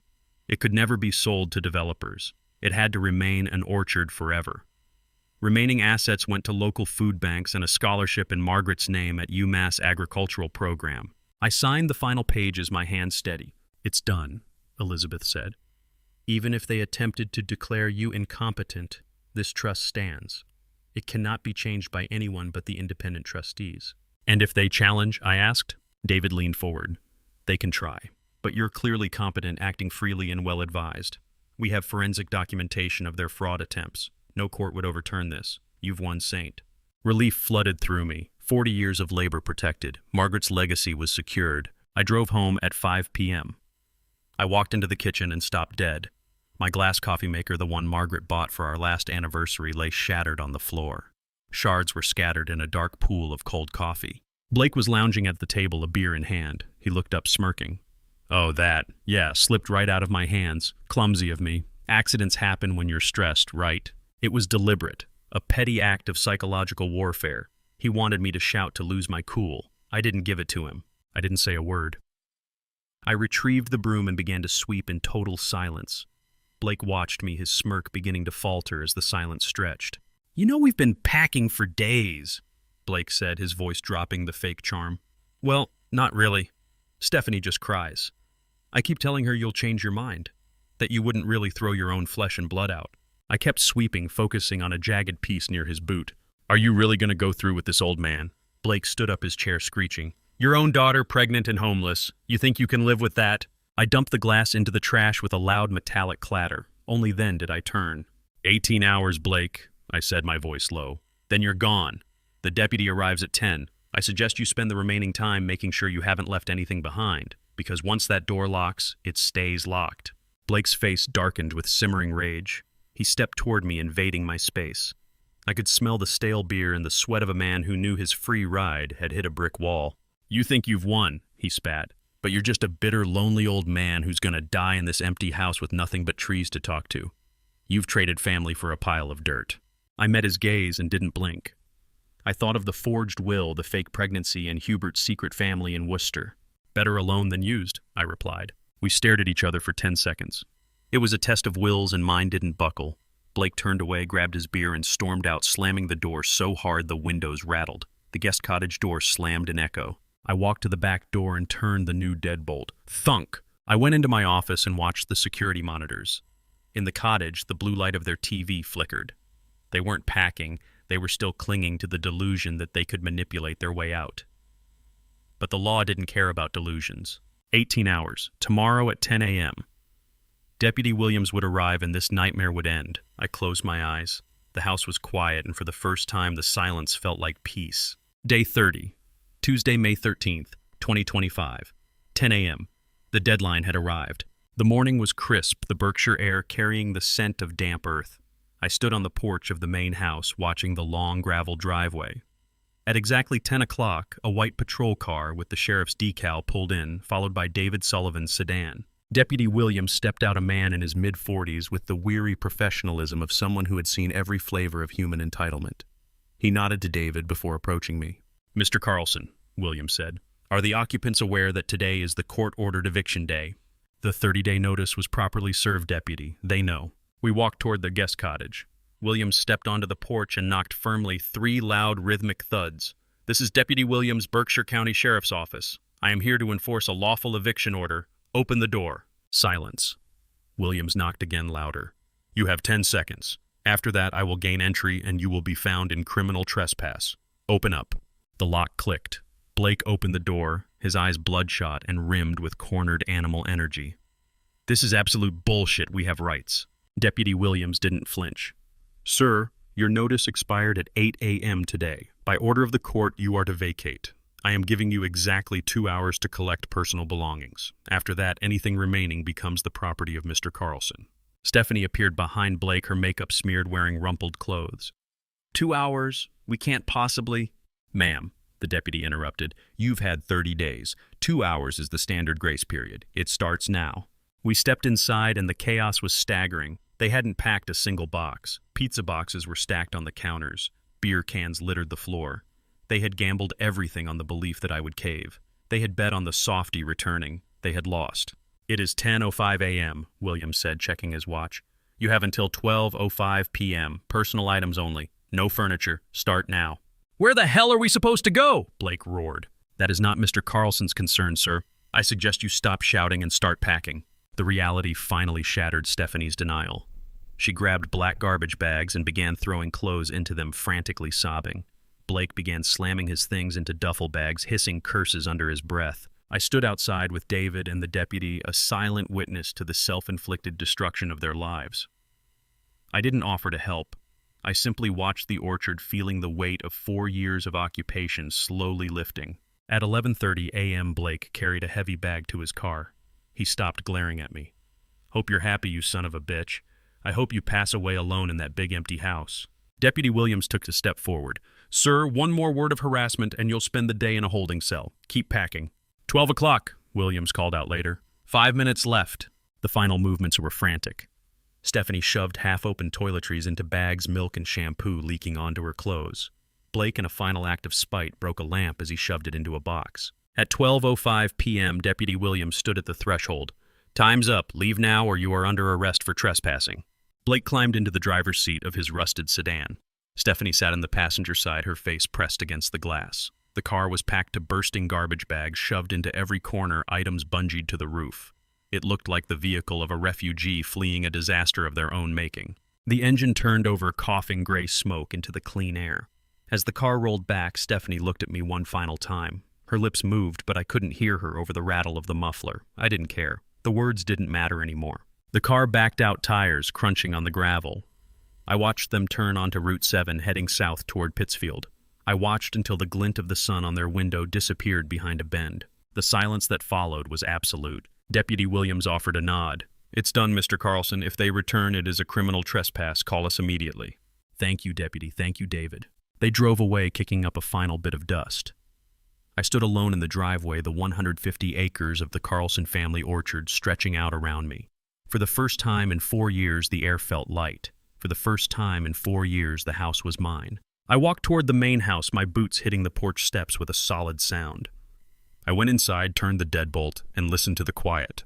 It wasn't the silence of a bitter old man. It was the silence of a man who had protected his legacy. The harvest would be good this year, and this time I would be here to see it. The house might be quieter now, but for the first time in years, that quiet finally felt like peace. May 13th, 2025, 6 p.m. The echoes of the sedan's rattling muffler had long faded into the humid spring air. Deputy Williams and David were gone. For the first time in 4 long, suffocating years, the Carlson family orchard was silent.